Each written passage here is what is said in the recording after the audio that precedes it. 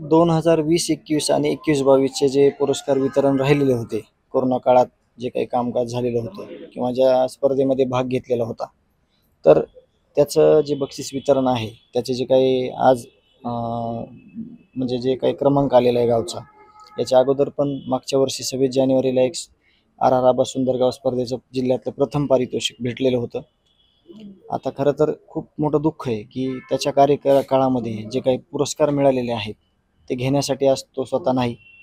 पदावर सरपंच असताना आजची लगबग खूप वेगळी असायची, आज तो नाही. त्याच्यामुळं मी देखील त्या पुरस्कार समारंभाला जाणार नाही आणि तो घेणारही नाही. जे काही ग्रामसेवक साहेब आहेत आणि जे काही बाकीचे सदस्य किंवा आता ज्यांच्याकडे सगळा कारभार आहे, जे उपसरपंच होते, ते तो पुरस्कार स्वीकारतील. मी फक्त शिवसाहेबांची भेट घेणार आहे. त्यांचा निरोप आलेला होता की आम्हाला भेटायचं आहे, तर मी फक्त भेट घेऊन हा पुरस्कार आहे तो गावकऱ्यांचा आहे, गावकऱ्यांना समर्पित केला जाईल. मला देखील तुमच्या त्या मसाजोगमध्ये आलेले पाहायला मिळाले होते आणि त्याच्यामुळे राज्यात खळबळ उडाली होती.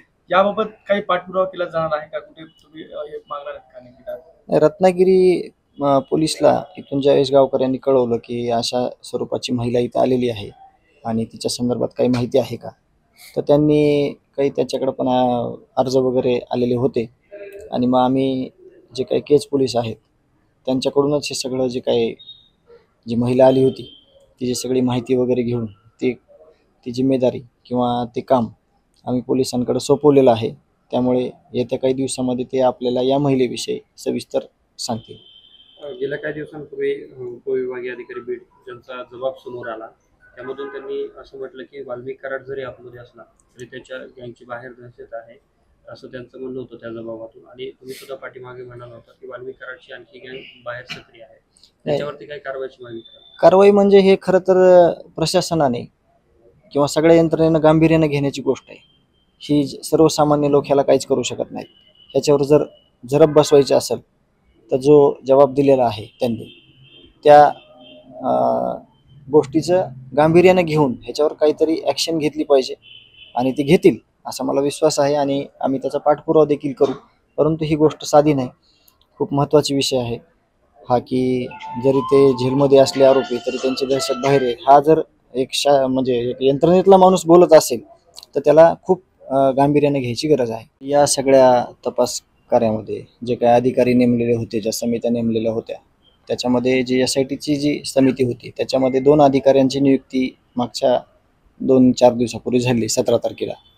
तर ती या अनुषंगाने असेल असा माझा अंदाज आहे की जो फरार आरोपी आहे कृष्णा आंधळे, त्या संदर्भात अधिकची माहिती किंवा त्याच्या तपासासंदर्भात त्या कामासाठी किंवा जे राहिलेलं सप्लिमेंटरी चार्जशीट आहे त्याच्यात कुठं यांची मदत होते का अशा कारणास्तव त्यांना घेतलेला असेल असा माझा अंदाज आहे.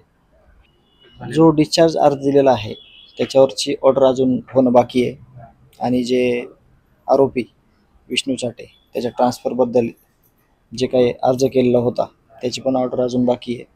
कारण स्वतःच अर्ज दिला होता की सुरक्षेच्या कारणास्तव मला लातूर इथं ठेवण्यात यावं आणि परत त्यांचाच अर्ज आला आहे की जे काही अडचणी आहेत त्यांना, परंतु ते आपल्यासाठी महत्त्वाचं नाही. त्यासाठी कोर्ट आहे आणि कोर्ट त्याचा निर्णय घेईल, एवढंच. एकीकडं विष्णू चाटे पुन्हा बीड जिल्हा कारागृहात येण्यासाठी अर्ज करतो, मात्र तुमचं असं म्हणणं होतं आणि तुम्ही अर्ज सुद्धा देणार होता अशी माहिती की या सर्व आरोपींना वेगवेगळ्या ठिकाणी ठेवण्यात.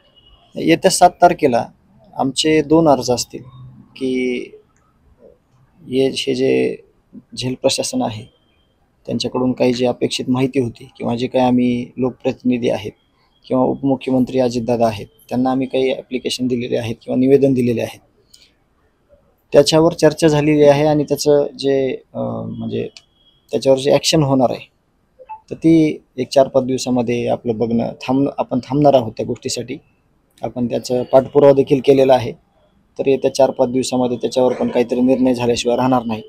म्हणून जर निर्णय काही झाले नाहीत तर आमचे जे काही अर्ज आहेत फिर्यादीकडून दिले जाणारे ते आम्ही येत्या 7 जूनला ज्या दिवशी तारीख आहे त्या दिवशी आम्ही देणार आहोत. नाही, आता ह्याच्यात आम्ही जे निवेदन दिले अजितदादाला त्याच्यामध्ये ज्या काही पूर्तता होतील ते वगळून आम्ही जे काही बाकीचे मुद्दे आहेत ते ज्या दिवशी आम्ही 7 तारखेला देऊ त्या दिवशी आम्ही तुम्हाला ती एक प्रत तुम्हाला देखील देणार आहोत.